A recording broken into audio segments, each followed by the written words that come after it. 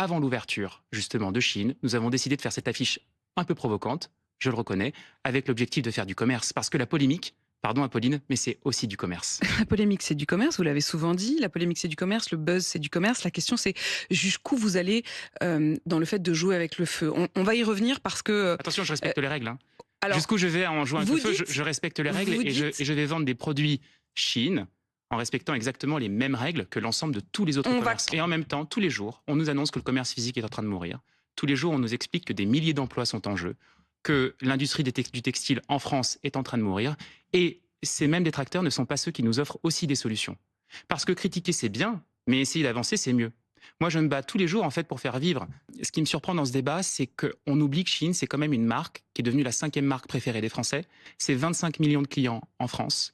Mais ce qu'on oublie aussi, c'est que c'est des Français qui, pour certains, n'ont pas le choix d'aller acheter ailleurs. C'est des Français qui, pour certains, ne trouvent pas leur taille dans... Et puis, troisièmement, c'est juste des gens qui aiment la mode. Pardon de le dire, hein, mais qui n'ont pas les moyens de dépenser des milliers d'euros tous les mois pour aller faire du shopping.